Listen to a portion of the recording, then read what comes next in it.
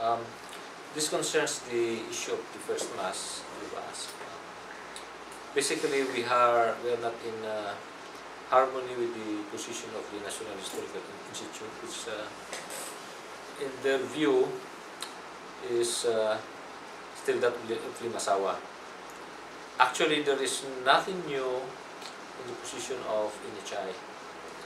Their position has always been like that even before. So it's a long story, but I would like to point a few of things where I think the ANHS has to do something about.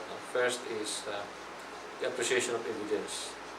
Essentially, what it means is that the evidence that they would like to only show to us are only two primary sources. Basically, the Pigafetta Chronicle in one of the editions, the Italian or the Ambrosian Codex, and the second one is the navigation log of the Greek navigator Francisco Albo. But the question is that there are other valid and authentic primary sources where we can draw evidence on the issue of where Masawa was located. No? One is that of the navigation logs of the Genoese pilot, the navigation log also of the sailor, what we would like to mention. No? This is not mentioned before, but his navigation log was retrieved actually by Captain Antonio de Brito, and the name of that Magellan navigator was Andres de San Martin, who was actually the chief navigator of the whole Magellan expedition.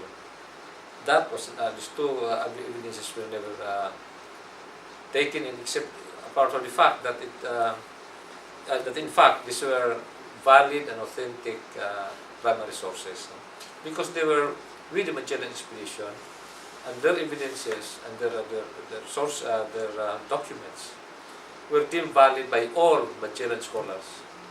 The other person who was in that Magellan expedition, who wrote also about his experiences, and in fact even went to Masawa twice, was Hines de Mafra, being an authentic Magellan crewman. He is also one of those major primary sources. They never took that up. No? So we are only talking here of primary sources. Another primary source which is very important is that contrary to the common knowledge, there were 4 rather than 1 edition of the Pigafetta accounts. What was shown and was accepted by NHI was that of the so-called Ambrosian Codex, no? It was written in Italian.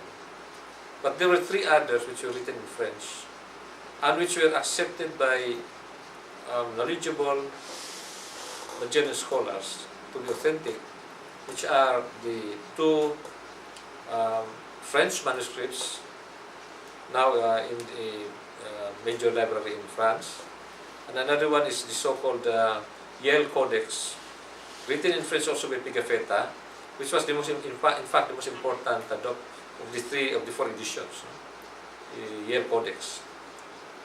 All this will have some what you would call some insight on Masawa as it was when Magellan went over to this particular island.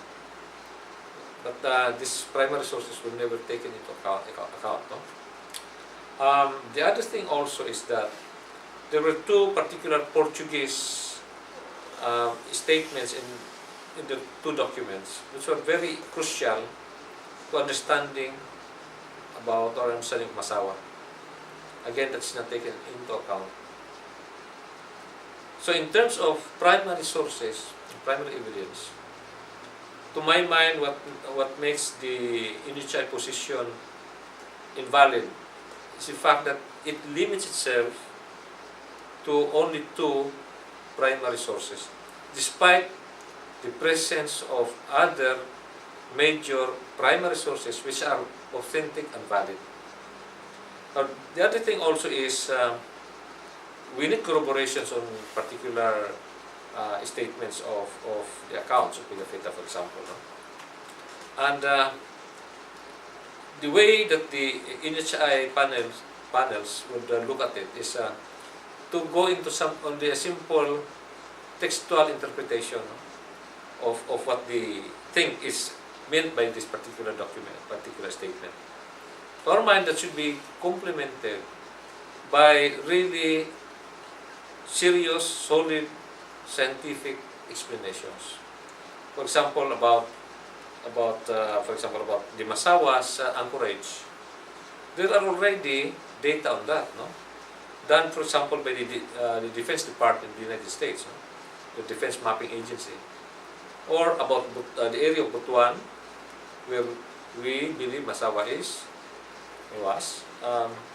There are also two major geological studies that would prove that there were islands in what is now Butuan. So these are one of those things that, to my mind, are very important in looking for the truth of the Masawa question. So there are many more. I wrote a book on this. Interestingly, NHI never touched or even questioned or even shoot down any of the statements I wrote here. I have waited for them to make an assessment of the evidences that I presented. They preferred not to touch it and would prefer to fall back on the old Gankaico panel position. So that's what makes it also quite frustrating if you look at the whole issue of the first mass. For my attention.